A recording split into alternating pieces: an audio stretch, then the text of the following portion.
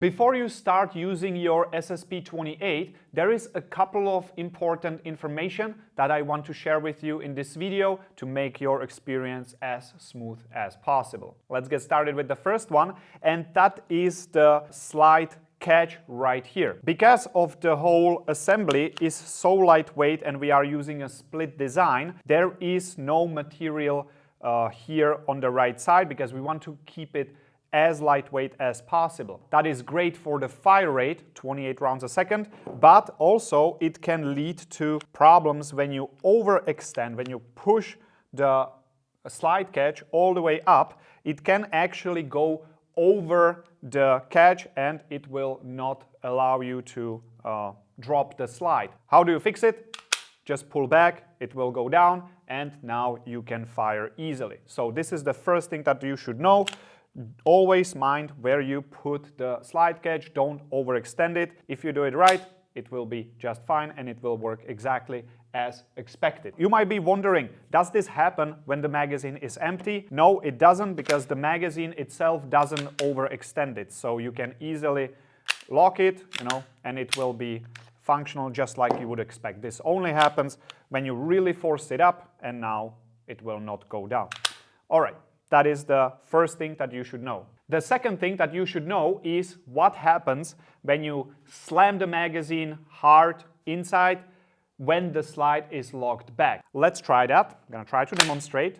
When I slam it in really hard, you will notice that the slide didn't close completely because I put excessive pressure on the magazine, which puts pressure onto the slide from the bottom, and that will induce friction, and the springs don't have enough force to actually fully close it. When this happens, there is two things that can happen. Either it's gonna be fine and it will fire because it's closed enough and everything will be fine and you will not notice a difference. Let's try that. And I'm shooting just fine. The other thing that can happen is when the slide is really open and it didn't have enough force to fully close. In this case, I have to hold it and replicate the malfunction because this one is quite rare and hard to actually do on video when you need it. If it's open like this will happen. Dead trigger. It doesn't click. It's just a dead trigger. In this case, the only thing you need to do is close the slide, and now I'm gonna illustrate with the magazine again. See, everything works just fine. As you can see, it's actually not really common. It's hard for me to even induce it here on the video, but I've seen it happen. If you put the magazine forcefully in there, slide can drop and it might stay slightly open. In this case, just slightly tap it and you can go on and shoot completely normal. It doesn't happen often, but I think it's worth mentioning just so that you know.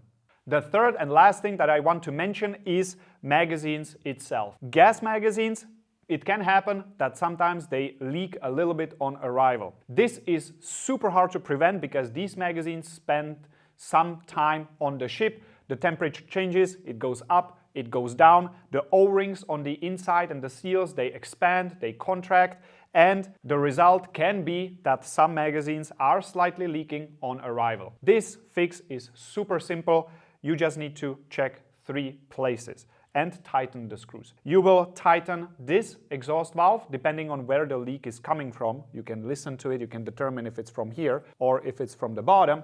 If it's from here, tighten this one. If it's from the bottom, you can tighten the inlet valve. And finally, if you remove this screw,